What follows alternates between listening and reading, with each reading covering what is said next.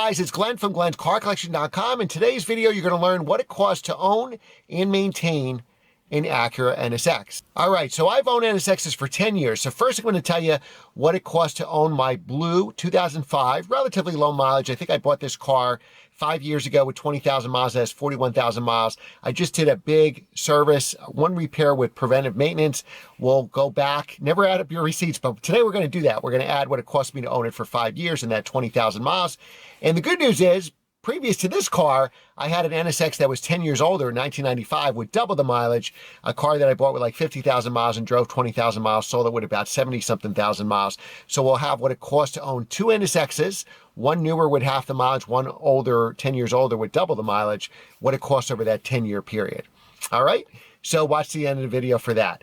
Okay, so my Acura NSX I've had for 5 years. I've loved it. My dream when I had my black 95 black and tan car, that if a blue 05 ever came up, which is the last year they made the original NSX, and it's one of the rarest colors. I think white is actually the rarest from 02 to 05. They only made like 800 something cars, the facelifted cars with the fixed headlights like mine from 02 to 05. Only 88 of those were blue in all 4 years, 02 to 05. So essentially I have the last year made in essentially the rarest color or the second rarest color. So that was my dream. When it came up for sale, I said goodbye to my beloved black and tan 95 NSX to get this. I didn't get rid of that car until I had this first. So I had two NSXs in my garage for a while because the black one was so perfect, even though it had 70-something thousand miles, I didn't really want to let go of it. You know, I bought these NSXs when they were cheap. I bought my first NSX for like 25, 30,000. I think it was 30,000. And I sold it for pushing 50,000. I bought this blue one for 60,000. Now it's insured for 150,000. So it's great that it went up in value, but how much did it actually cost to maintain it? So I put a new set of tires so when you buy any old car, S2000 NSX, I almost guarantee 90% of the time they're going to need new tires. Tires should be replaced, especially if it's a performance car where you're going to be taking turns quickly, you know, G-forces, and braking especially. You want to have tires that are 5 years old maximum. So I bought tires when I got this car because it came with two sets of wheels. I sold these Comtech wheels. So the previous owner, so I'm the third owner for this blue NSX. The second owner, I think when they came out in 05, they weren't moving. I mean, the last year, 05. So they had an $899 a month lease for a $93,000 essentially exotic car. I guess people, you know, for that money said, oh, I'm going to buy a Ferrari, Lamborghini, even though you couldn't score one for $93,000. So they were slow selling. So they had this $899 a month lease. I think the first owner of this car leased it because they had ownership 2 years. The next guy owned it up until 2016. So he owned it from 2007 to 2016. I bought it from him Memorial Day of 2016. So I'm shooting this video of November of 2021. So I've had it for 5.5 years. So the person that owned that car, I guess it was 9 years, right? I'm going to say 2007 to 2016, approximately 9 years, was a very wealthy individual. He retired very young. I think he was in his 40s when he retired. It was in Southern California the whole time for those 9 years. And the car got any service it needed, whether it was oil changes, fluid changes, you know, anything it needed, it got. So it was a highly maintained vehicle. It was already on its second timing belt when I bought it. So I was due for a timing belt right around now, 2020, 2021. I do them religiously every 7 years. I mean, you could go 10 years. When I was looking for my first NSX, there were cars that had original timing belts that were already 15 years old on the original timing belt. It's an interference engine, so if it goes, it'll take out your engine. Well, I think the last thing you want is a collectible car like the NSX with a second engine, so it's worth doing it. Now, it's hard to find a good place to do it, and it took me all year to get it done. So we have an annual NSX drive in Pennsylvania. I'm in New Jersey, about 2 hours from where I live. We go through like Bucks County, Pennsylvania every June. And usually we get anywhere from 30, 40 NSXs, and it's a great time. We have even new NSXs, NC1s, but they're predominantly first-gen NSXs. Great people. And I don't want to ever miss that drive. So I wanted to get the timing belt done before that. So in May, I started to say, all right, let me get the timing belt and fully service the car, be all ready for that drive. And, you know, the NSX are super reliable cars, so it doesn't matter. But the timing belts, and not just the timing belt itself, but like the gasket was on back order. And the timing belt came in, I think, a couple months ago, and the other things that I wanted to do to the car, give it a full service. But the last gasket we needed just came in like last week. So this was an expensive... you'll see in the next video, this is a real expensive 24 hours for me because I spent a lot of money on preventive maintenance and one repair in the NSX. And then as soon as that was done, I drove it to to storage, the storage facility, and I took the S2000 out because I wanted to drive that before we're probably 4 weeks away from our first snowstorm and salt on the road. I wanted to drive the S2000 because it looks like we were going to have some 50-degree days. And then the S2000 broke on the way home. A 5-mile trip home, it broke and had to get towed to the Honda dealer. So it was a really expensive 24 hours for me because of everything I did to the NSX. And that's why I'm not sitting in the NSX now. It's already in climate-controlled storage. Though I did take it for a good run when I got the car back fully serviced with the new timing belt. And the S2000 crapped down on the way home. So that'll probably be the next video. So it's very, very expensive 24 hours for me. So we'll talk about more of that in the next video. So when I started the car that June morning to go on that NSX Club drive, NSX Prime, that's the website. That's a good place to find an NSX if you want to buy one. The check engine light came on that morning. So I had a code reader. I should have brought it with me for this video. You can get a code reader for $20, $30. Have one because that'll save you. And you don't want to get ripped off by a mechanic if you know what it is. So it was an emissions fault, for probably 2 sensor that happened in my previous NSX. So cleared the code, see if it came back. I did the drive, no problem that day. Probably drove 200 miles. Everything was fine. Next time I went to drive the car, the code came back. So I said, all right, I'll fix it before we do anything here. So finally the timing belt came in. So everything I did was preventive maintenance. I think the timing belt you should do religiously every 7 to 10 years because it's not mileage, it's time. And last thing you want is an interference engine to take out your engine, especially on such a collectible car like the NSX. And obviously, if there's an emissions repair, you should do it. It passed inspection all the years I had it. And last year was due for inspection. It's every 2 years here in New Jersey on a used car. And it passed with flying colors, so might as well get everything fixed, right? So I'm going to read from my phone the O2 sensors we had to do. So what that cost was, and I went to the dealer. So there's like a couple NSX gurus that'll do your timing belt for $1,000 cheaper. For such a collectible car, this dealer right near my house, 5 miles from my house, has an NSX specialist.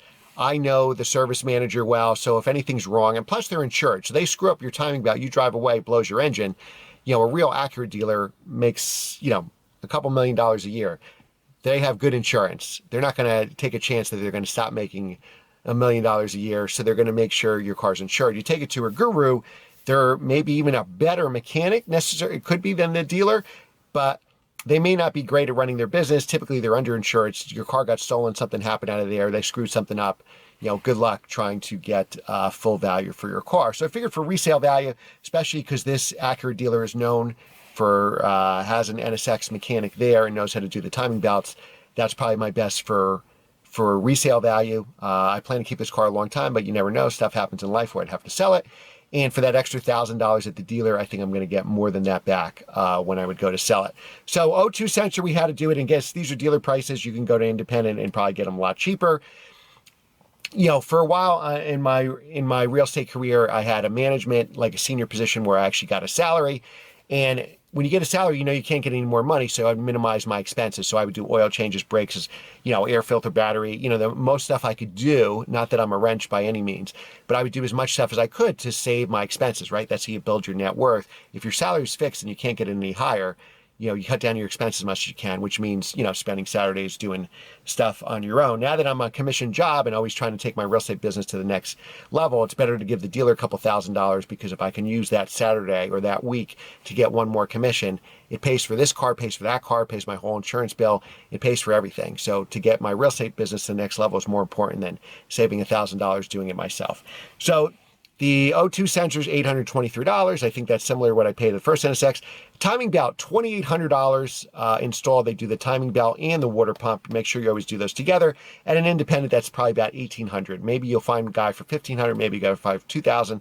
So probably, $1,000 more here. But then again, I have the dealership ownership service records. And then while we were there, typically I would do this stuff myself, oil change, battery. Since it's there, it's sitting there for a week doing the timing belt. I said, all right, fine, do a battery. Obviously, you could do this for half, $200. Let's see what else here. Air filter, $84. That's something I would typically do myself, but since the car's apart, they might as well do it. A minor service, what they call the A service, is basically a glorified oil change, not bad at all at $115. Then I had them do the trans fluid and the brake fluid.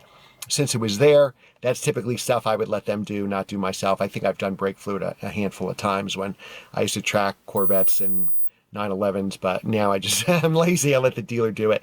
So I think it was 105 for the trans fluid, 165 for the brake fluid. So the stuff that it needed preventive maintenance, and I'll count timing belt and preventive maintenance, was $3,485 with tax $3,700 plus the $800 for the O2 sensors. So it was $4,500 with tax. So that was expensive, but wait till I get the S2000 bill. So I've had this car 5 years, 5.5 years. I probably spent another $1,000 in tires. I think the tires were cheaper because obviously the wheels aren't 20-inch wheels. So it was probably less than that. So realistically, for this car, I've owned it for 5.5 years and spent roughly $5,500 on it. Only thing I did prior to this was oil changes and the set of tires when I first bought the car, which I kind of negotiated into the price, so I don't even know if you would count that. But let's say worst case scenario, drive this car 20,000 miles. It went up in value $90,000, and I put $1,000 a year into it. So that's not so bad. That's great, actually. So now how about an NSX that's 10 years older, a 1995 instead of 2005, with double the mileage, that had 70,000 miles? What did that cost me? So the same thing, I think I went through a set of tires. Tires are cheaper because the wheels were even smaller. I think a set of tires were like $600. I did oil changes. I had O2 sensors, was the same thing, like $800-900. And then I did a timing belt, which was cheaper, was $1,500 because I had the president of the NSX club at that time lives within an hour from me, maybe even less than that. And I had him do it. He was doing timing belts and did them great, and he had done 1 million of them. So, and then I had, what else did I have with that car? I said the O2 sensors, changing fluids and everything like that. I think there was like a clutch reservoir that needed to be replaced. So it came at the same thing. 5 years ownership with that, it cost me $5,000, and I'm rounding up. I think it was even less than that. So 10 years of NSX ownership in a row, 40,000 miles putting on the car, cost me $10,000. So, that's not counting insurance or anything like that. I think I both had them on collector policies, if I remember. So when I bought that first NSX, it was real cheap. The value was like $30,000. That's what I bought it for. So I think it only cost like $300 something a year to insure it on a collector policy. When I bought the blue one for $60, because sales tax, shipping, new tires, I figured at some point I'm going to do timing belts and other stuff. I insured it for $70,000. That was about $1,100 a year on Grundy. You can use Grundy or Haggerty. In my experience, Grundy is cheaper and the mileage is unlimited. So I think Haggerty limits you to 3,000 miles a year. There's a lot of restrictions on a collector car policy. So you can't drive it to work. You can't even go out to get milk. It's pleasure only. So if I went to a car show and my wife calls me get milk on the way home, I'd actually come home, get my daily driver and go get the milk. Because if you got dinged in the parking lot, I don't believe that you're covered.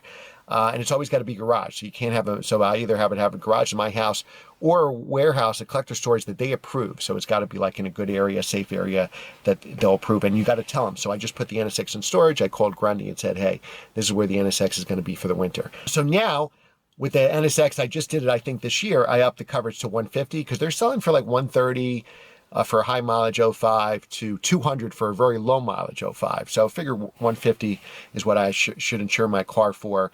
And so that it went up from 1,100, it doubled from 1,100 essentially to 2,200, 2,300 a year, somewhere around there. So if you put that, that's like an extra 10 grand. But if the car went up 90 and I spent 20 on it, I'm still plus 70. So that's what it costs to own an NSX for 10 years. And I think that's a good representation of the brand. They're good, reliable cars. Just make sure you buy one with a good history, because what happens is these are such great cars. Very rarely does somebody own an NSX and say, I hate it. So typically they give up the car when the maintenance is more than they could afford. Maybe their budget was just enough to buy the car, and now they needed the timing belt and tires and these other things, and they can't afford to maintain it. So a lot of times when you see an NSX come up for sale, there's so much deferred maintenance, you may sink 5 or 10 grand into it. It's still not a Ferrari or Lamborghini, so the costs are cheaper, and overall it's a reliable car. Once you do sink that money in and keep it 5 or 10 years, it'll essentially come out just like my car, probably $1,000 a year, so I wouldn't sweat it. All right, guys, let me know what you think of the video. Please like this video, share it. Comments help me in the algorithms as well as likes, and obviously be a subscriber if you're not already, and if you are a subscriber, hit the notification bell so you don't miss my next video. Thanks again for watching, and I will see you next time.